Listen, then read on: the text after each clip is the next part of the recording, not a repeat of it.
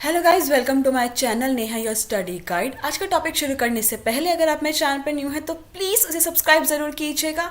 तो जो टॉपिक आज हम करने वाले हैं वो है टाइप ऑफ पार्टनरशिप। पार्टनरशिप से रिलेटेड ऑलरेडी 2 वीडियो जो है मैं ऑलरेडी अपलोड कर चुकी हूँ। अगर आपने अभी तक वो नहीं देखी है तो मेरे चैनल पर जाके उसे देख सकते हैं। तो आज का टॉपिक शुरू करते हैं टाइप ऑफ पार्टनरशिप। तो बेसिकली पार्टनरशिप जो है 2 टाइप में डिवाइडेड है। Classification on the basis of duration and classification on the basis of liability. उसके बाद वो आगे और दो पार्ट्स में डिवाइडेड है। Classification on the basis of duration कौन से 2 पार्ट में डिवाइडेड है? Partnership at will and particular partnership. Classification on the basis of liability भी 2 पार्ट में डिवाइडेड है, general partnership and limited partnership. अब हम एक एक करके इनको देख लेते हैं। सबसे पहले है classification on the basis of duration. Duration में सबसे पहले है हमारी partnership at will. Partnership at will का मतलब होता है अपनी इच्छा से पार्टनरशिप में आना। Partnership formed at will of the partner is called partnership at the will. जब पार्टनरशिप में जो है एक पार्टनर अपनी मर्जी से अपनी इच्छा से आ रहा है तो हम उसे कहते हैं partnership at will. It can continue as long as the partners want. ये पार्टनरशिप तब तक चलती है जब तक पार्टनर चाहता है, उसका मन है उस पार्टनरशिप में रहने का, साथ में अपने और पार्टनर्स के साथ काम करने का। And is terminated when any partner given notice of withdrawal from partnership to the firm. और वो वहीं पे जो है टर्मिनेट भी हो सकती है। अगर कोई पार्टनर अब उसका मन नहीं है, उसकी इच्छा नहीं है इस पार्टनरशिप में रहने के लिए, तो वो उसे जो है इजीली टर्मिनेट भी कर सकता है। सिर्फ उसे एक नोटिस देना है कि हाँ मैं इस पार्टनरशिप फॉर्म से बाहर जाना चाहता हूं। तो पार्टनरशिप एट विल अपनी इच्छा से आना और अपनी इच्छा से पार्टनरशिप से चले जाना, वो है हमारी पार्टनरशिप एट विल। यहां पे ड्यूरेशन पूरा पार्टनर पे डिपेंड करता है कि वो कितने ड्यूरेशन के लिए, जितना उसका मन करेगा उतना टाइम तक वो पार्टनरशिप में रहेगा। सेकेंड टाइप है हमारा particular partnership. Partnership formed for the accomplishment of a particular project. जब पर्टिकुलर प्रोजेक्ट के लिए कोई पार्टनरशिप में आता है, जैसे कि construction of a building, construction of a building, कि एक बिल्डिंग बनानी है तो 2 लोग जो है एक पार्टनरशिप में आ रहे हैं कि हाँ हम साथ में मिलके जो है इस प्रोजेक्ट को करेंगे, बिल्डिंग को कंस्ट्रक्ट करेंगे। लेकिन जैसे ही वो प्रोजेक्ट खत्म हो जाएगा, स्पेसिफिक टाइम पीरियड जो उन्होंने डिसाइड किया था कि हाँ हम 1 ईयर के लिए इस पार्टनरशिप में रहेंगे, आफ्टर 1 ईयर जो डेट मेंशन की जाएगी एग्रीमेंट में, उस डेट के बाद वो पार्टनरशिप खत्म हो जाती है, ऑटोमेटिकली खत्म हो जाती है। Partnership form for the accomplishment of a particular project, say construction of a building, और an activity to be carried on for a specified time period. कोई प्रोजेक्ट है, कोई एक्टिविटी है जो कि स्पेसिफाइड टाइम पीरियड के लिए की जा रही है, कि जैसे 1 ईयर या सिर्फ 2 ईयर के लिए, इस कॉल्ड पर्टिकुलर पार्टनरशिप। उसे हम पर्टिकुलर पार्टनरशिप कहते हैं जब किसी पर्टिकुलर रीजन की वजह से 2 लोग साथ में आके पार्टनर्स बन रहे हैं, पार्टनरशिप कर रहे हैं एक पर्टिकुलर प्रोजेक्ट के लिए, एक पर्टिकुलर एक्टिविटी के लिए। जैसे ही वो एक्टिविटी पूरी हो जाएगी, वो प्रोजेक्ट पूरा हो जाएगा, पार्टनरशिप ऑटोमेटिकली टर्मिनेट हो जाएगी।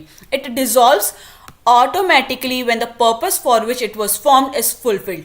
ऑटोमेटिकली वो पार्टनरशिप खत्म हो जाएगी, डिसॉल्व हो जाएगी, जैसे ही जिस पर्पस के लिए वो पार्टनरशिप की गई थी वो पर्पस खत्म हो जाएगा। और when the time duration expire, या फिर टाइम ड्यूरेशन एक्सपायर हो जाएगा।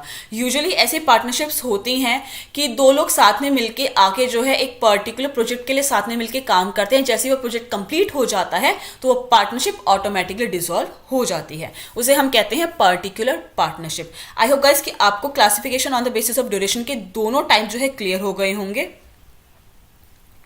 अब हम आगे देखते हैं classification on the basis of liability. अब लाइबिलिटी के बेसिस पे जो है कैसे कैसे 2 पार्ट में जो है हमारी पार्टनरशिप डिवाइडेड है। एक हमारी जर्नल पार्टनरशिप है और एक हमारी लिमिटेड पार्टनरशिप। जर्नल पार्टनरशिप जो नॉर्मल पार्टनरशिप होती है, तो लाइबिलिटी जो है पार्टनर, सभी पार्टनर्स की लाइबिलिटी क्या है?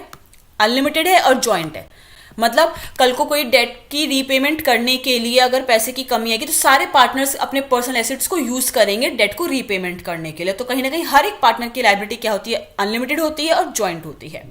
The partner enjoy the right to participate in the management of the firm. अब सब पार्टनर की लाइबिलिटी जो है अनलिमिटेड है, तो सारे राइट एंजॉय करते हैं। किसका राइट? पार्टिसिपेट करने का मैनेजमेंट में। हर एक पार्टनर का राइट होगा कि वो मैनेजमेंट के किसी भी एक्टिविटी में, किसी भी पार्ट में पार्टिसिपेट कर सकता है। डिसीजंस लेने हो, कुछ भी करना हो तो वो पूरी पूरी जो है एंजॉयमेंट उस वो राइट उनको होता है, एंजॉयमेंट कर सकते हैं वो उस पार्टिसिपेशन की। And their acts are binding on each other as well as on the form. और जो भी वो डिसीजंस लेंगे, अब राइट मिला है तो डिसीजंस लेंगे, और डिसीजंस लेंगे तो सारे पार्टनर उस डिसीजन से बाइंड होंगे, कहीं ना कहीं उसका लिया हुआ वो डिसीजन पूरी पार्टनरशिप को इफेक्ट करेगा, हर पार्टनर को इफेक्ट करेगा। तो कहीं ना कहीं उनका एक्ट जो है हर एक पार्टनर को बाइंड करके रखता है और पूरी फॉर्म को भी बाइंड करके रखता है। Registration of the form is optional.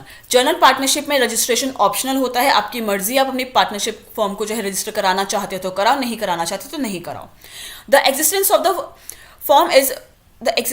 The form is affected by the death, lunacy, insolvency और रिटायरमेंट ऑफ द पार्टनर। जो एग्जिस्टेंस है, लैक ऑफ कॉन्टिन्यूटी, जो कि हमें ऑलरेडी पढ़ चुके हैं, लिमिटेशन होती है पार्टनरशिप फर्म की लैक ऑफ कॉन्टिन्यूटी होती है कि किसी भी पार्टनर की डेथ हो जाए, ल्यूनेसी हो, इंसॉल्वेंसी हो जाए, रिटायरमेंट हो जाए तो कहीं ना कहीं वो पार्टनरशिप फर्म वहीं पे खत्म हो जाती है। एक न्यू एग्रीमेंट बनाना पड़ता है अगर rest of the partners partnership firm को उसको आगे कंटिन्यू रखना चाहते हैं, उस बिजनेस को आगे कंटिन्यू रखना चाहते हैं, तो न्यू एग्रीमेंट बनाया जाता है और उसके थ्रू ही वो पार्टनरशिप फर्म आगे चलती है। वरना किसी भी एक पार्टनर की डेथ, इंसॉल्वेंसी, रिटायरमेंट, कोई भी रीजन हो, उसकी वजह से अगर कोई पार्टनर जाता है तो कहीं ना कहीं वो पार्टनरशिप फर्म वहीं पे खत्म हो जाती है। तो जनरल पार्टनरशिप मतलब नॉर्मल जो हम अभी तक पढ़ते हैं पार्टनरशिप के बारे में कि सभी पार्टनर्स की लायबिलिटी अनलिमिटेड होती है, सारे पार्टनर्स जो है मैनेजमेंट के राइट को एंजॉय करते हैं, रजिस्ट्रेशन कंपलसरी होती है और किसी भी एक पार्टनर के जाने की वजह से पूरी पार्टनरशिप फॉर्म पे इफेक्ट आता है, कहीं ना कहीं पार्टनरशिप खत्म हो जाती है। न्यू एग्रीमेंट के थ्रू ही उस पार्टनरशिप फॉर्म को आगे कंटिन्यू रखा जा सकता है। हमारी नेक्स्ट है लिमिटेड पार्टनरशिप। ये थोड़ी सी अलग है। यहाँ पे लिमिटेड पार्टनरशिप में क्या है, the liability of at least one partner is unlimited. सिर्फ एक पार्टनर की लाइबिलिटी जो है अनलिमिटेड होती है, वेयर एज द रेस्ट में हैव अ लिमिटेड लाइबिलिटी, और बाकी जितने भी मेंबर्स, जितने भी पार्टनर्स होते हैं उनकी लाइबिलिटी लिमिटेड होती है। एटलीस्ट अगर लिमिटेड पार्टनरशिप आपको स्टार्ट करनी है तो एक पार्टनर की लाइबिलिटी अनलिमिटेड होनी चाहिए, बाकी सबकी लिमिटेड हो सकती है। The limited partners do not enjoy the right of management. अब जब लिमिटेड पार्टनर है, अब उनकी सिर्फ लाइबिलिटी उतनी है कि जितना उन्होंने कैपिटल कंट्रीब्यूट किया एक पार्टनरशिप फॉर्म में, तो उनको राइट ऑफ मैनेजमेंट का राइट भी नहीं मिलेगा। वो इंजॉयमेंट मतलब एक जो राइट होता है कि आप मैनेजमेंट में हर एक मीटिंग में जा सकते हो, डिसीजंस ले सकते हो, एक्टिविटीज़ कर सकते हो, वो नहीं मिलेगा क्योंकि पार्टनर्स की लायबिलिटी लिमिटेड है। कहीं ना कहीं जिस पार्टनर की लायबिलिटी लिमिटेड है उस पर स्ट्रेस कम होता है, एंजाइटी कम होता है, बर्डन कम होता है। तो कहीं ना कहीं अगर उसने गलत डिसीजन लिया, और जिस पार्टनर की लायबिलिटी अनलिमिटेड है वो उसको बहुत ज़्यादा इफेक्ट करेगा क्योंकि कहीं ना कहीं डेट की पेमेंट के लिए उसको अपने पर्सनल एसेट्स जो है यूज़ करने पड़ेंगे। तो इससे लिमिटेड पार्टनर को कोई भी राइट नहीं दिया जाता मैनेजमेंट में बोलने के लिए। And their acts does not bind the form of the other partner. और जो लिमिटेड पार्टनर अगर कोई डिसीजन लेता है, कोई एक्ट करता है, तो बाकी फॉर्म के पार्टनर्स उससे बाइंड नहीं होंगे। उसकी गलत डिसीजन की वजह से अगर कुछ होगा तो उसके लिए वही लायबल होगा, बाकी कोई पार्टनर लायबल नहीं होगा क्योंकि उन्हें मैनेजमेंट का कोई राइट नहीं दिया गया है, तो उनको डिसीजन लेने का भी कोई राइट नहीं है। तो लिमिटेड पार्टनरशिप में एक पार्टनर की लायबिलिटी अनलिमिटेड होती है, बाकी सबकी लिमिटेड होती है। और जो लिमिटेड लायबिलिटी वाले जितने पार्टनर्स होते हैं उनको राइट ऑफ द मैनेजमेंट नहीं दिया जाता है, उनको कोई राइट नहीं होता है मैनेजमेंट में बोलने का, और उनके एक्ट से अदर पार्टनर्स बाइंड नहीं होते हैं। इस तरह की पार्टनरशिप की रजिस्ट्रेशन कंपल्सरी होती है। Registration of such partnership is compulsory. Such a partnership does not get terminated if the death, lunacy or insolvency of limited partner. अगर किसी भी limited partner की death हो जाती है, insolvency होती है, retire हो जाता है, तो उससे partnership खत्म नहीं होती है।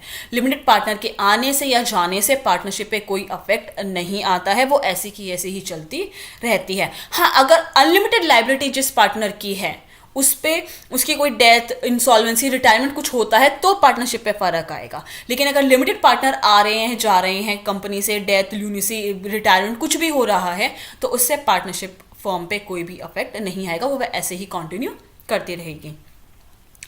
The permission to form partnership firm with a limited liability has been granted after introduction of a new small enterprise policy in 1991. India में जो लिमिटेड पार्टनरशिप है वो न्यू स्मॉल एंटरप्राइज पॉलिसी 1991 में जब इंट्रोड्यूस की गई थी, उसके बाद लिमिटेड पार्टनरशिप फॉर्म को जो है परमिशन दी गई थी इंडिया के अंदर कि हाँ एक लिमिटेड लायबिलिटी, एक लिमिटेड पार्टनरशिप फॉर्म भी जो है अब बन सकती है। आई होप गाइस कि आपको जो है दोनों पार्टनरशिप के type of the partnership clear होंगे, classification on the basis of duration and classification on the basis of liability. अगर आपको कोई भी डाउट हो तो वो आप मुझसे कमेंट सेक्शन में पूछ सकते हैं। अगर आपको मेरी वीडियो पसंद आई है तो प्लीज़ उसे लाइक ज़रूर कीजिएगा, शेयर कीजिएगा। प्लीज़ अगर आपने अभी तक मेरे चैनल को सब्सक्राइब नहीं किया तो प्लीज़ उसे सब्सक्राइब ज़रूर कीजिएगा। मैं इस टॉपिक से रिलेटेड, इस चैप्टर से रिलेटेड और भी वीडियो अपलोड करती रहूँगी। Thank you so much guys मेरी वीडियो देखने के लिए।